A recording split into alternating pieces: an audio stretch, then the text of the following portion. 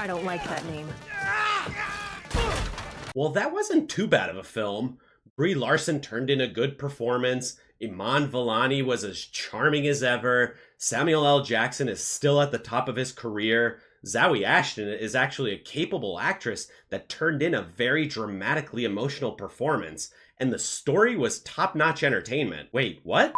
These are all things I'd be saying if I myself had traversed the multiverse like Monica Rambeau did. After a long 4-year wait, The Marvels has finally released. But is it everything we hoped it would be? And what are other reviewers saying now that the review ban has lifted? Join me, dear viewer, as I dive deep into the world of Captain Marvel and her wacky adventures. You may recall one of my videos earlier this year when I broke the story of reshoots occurring in Richmond Park, London for The Marvels. When I was in London back in the spring, I was out for a leisurely walk in Richmond Park and stumbled upon a movie set. It's nothing out of the ordinary given I see these on a daily basis back here in New York. The social butterfly that I am, I struck up a conversation with a couple of the production assistants. They were reticent at first, but I did manage to get them to open up about what the film they were working on was.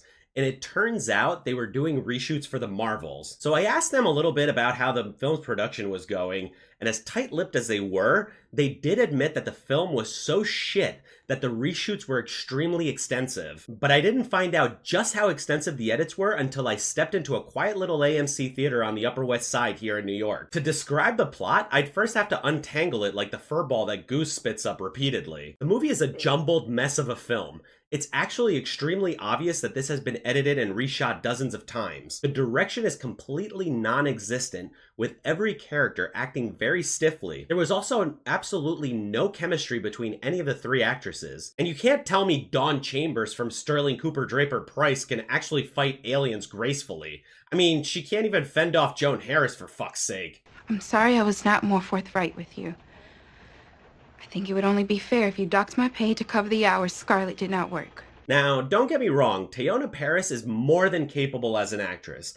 I loved her performance in Mad Men, but in classic Marvel fashion, she has been miscast for the role of Monica Rambeau. Her acting and choreography all looked stiff, just like Iman Vellani.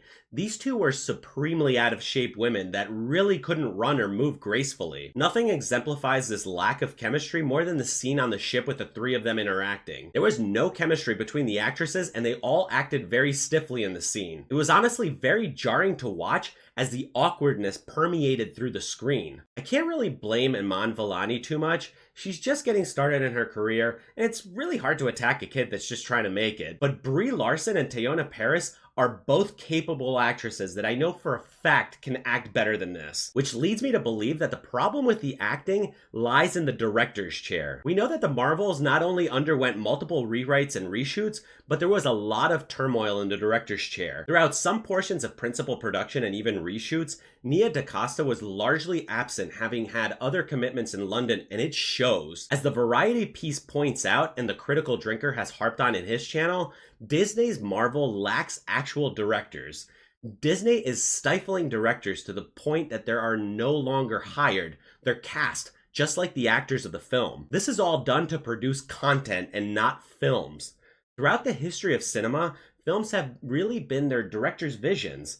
There's a reason why directors like Steven Spielberg, Stanley Kubrick, Martin Scorsese, and Christopher Nolan have produced some of the most lasting classic films of all time. They were given the creative freedom to realize their vision. But Disney has completely done away with a dynamic that has worked for over a century, and it shows. I actually feel bad for these three actresses because they bear the brunt of the attacks when in fact the problem goes much deeper. And speaking of the actresses, one bright spot was surprisingly Brie Larson. Her character wasn't as deeply unlikable as in her first film back in 2019 and in Endgame. I actually started to get a little more invested. However, due to the piss-poor editing, reshoots, and the director's absence, Brie Larson's scenes suffered a ton when they showed so much promise. Maybe there could have been a better film here had they focused more on Captain Marvel than trying to shoehorn in two characters from Disney Plus shows that nobody watched or cared about. When Brie Larson suggested leaving the MCU entirely due to the toxic fandom, she caught a lot of flack.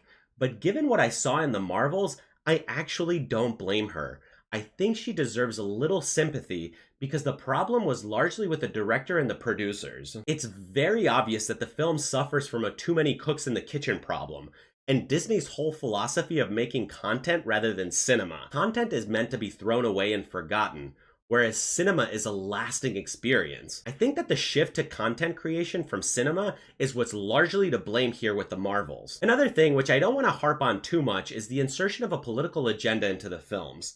The Marvels is not a movie that needs to be political, and surprisingly, it's not actually political overtly. But one scene that struck me as covertly political was the Bollywood scene. Aside from showing how deeply disjointed the film was, it subtly showed a woke victory lap. In the scene, Brie Larson's Captain Marvel shows up on a planet where she's a princess. Although her prince, however, should be the one to be called princess. During their awkward dance, I found myself thinking Brie Larson was playing the male role, and the prince was actually playing the female. I mean, I'm not sure why Park Seo-joon subjected himself to this drivel. He looked more feminine than the actual woman in the scene, Brie Larson. This subtle jab at the evil patriarchy didn't go unnoticed. It's little things like these that actually detract from the film and the larger MCU in general. But what are the mainstream media outlets saying about this film? In their scathing but hysterical review, the Irish Times had this to say about the film. The arrival of a solid contender for the worst Marvel film yet will do little to dispel suggestions that this cinematic universe is disappearing up its own black hole. To say the Marvels is hard to watch would be to risk understatement.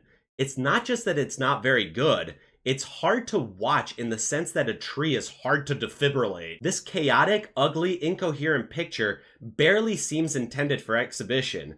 The horrible purple CGI, the characters magically swapping locations, the long breaks for utterly fruitless exposition. Our brains are not sufficiently evolved, or perhaps they are too evolved, to make sense of this audio-visual chop suey. God, I love Irish humor. What I wouldn't give for an Irish girlfriend. A little closer to home, the New York Post had this to say. If you thought the Eternals and Ant-Man and the Wasp and Quantumania were low points for the limping Marvel Cinematic Universe, strap in for the ride to abject misery that is the Marvels. The interminable movie, barely directed by Nia DaCosta, is not so much the story of Captain Marvel, Miss Marvel, and Monica Rambeau, as it is a sad study of the downfall of America's favorite screen franchise. Oh, you just can't help but love the New York Post. They're as direct as a human can get, and they never mince any words. They really don't mess around. It seems that the mainstream media has finally caught on with the YouTube community that started with the Critical Drinker, Nerdrotic, and Chris Gore's film thread. But what does this mean going forward? South Park calling out the mess over at Disney was a long time coming. But what the South Park special failed to do was to go further and hit the current head of the problem, Kevin Feige. Listen, I love movies. It's why I started my channel. I want to see cinema evolve and improve. But seeing a movie like The Marvels really shows just how much money is being wasted in Hollywood today. The lack of vision in the MCU is honestly shocking. The experiment with Marvel movies began with a grand 10-year vision, with Kevin Feige being touted as this great visionary. But following Endgame, that vision ironically ended with it. Gone was the 10-year plan and phases. Lack of direction both in the director's chairs and at the helm of the company are what made Marvel movies suffer. The push into the television side of things completely oversaturated audiences with content that they mostly ignored. A film like The Marvels ultimately suffers from this oversaturation. The larger core audience didn't watch the Disney Plus shows, so bringing in Monica Rambeau and Kamala Khan only served to confuse audiences. Not to mention the sudden introduction of Zawe Ashton's Dar-Ben showcased the lack of exposition the film suffered from. This villain shows up out of nowhere with no backstory, no character development. Dar-Ben exemplifies the throwaway nature of Marvel's latest batch of villains. Forgettable, single-serving friends. The people I meet on each flight, they're single-serving friends. Ultimately, a surprise success at the box office would further cement Disney's train wreck. They will learn nothing from their failures. But I'm also not sure a cinematic disaster flop would drive the lesson home either. Disney seems hell-bent on destroying every single one of their IPs. Not just Marvel, but also Star Wars. I'm a hopeful individual, and I think the arrival of Nelson Peltz into the game might be the first step in cleaning house at Disney. But as I mentioned in the third episode of the Thirsty Thursdays livestream, the cancer might be too far metastasized. It could be so deeply ingrained that Marvel might be beyond saving. But what do you guys think about all this? Do you think the problems over at Marvel are too much to overcome? And where does Brie Larson go from here? Please do let me know down below in the comments. And as always, hit that like button, ring that notification bell, and smash that subscribe button, and I'll see you in the next one.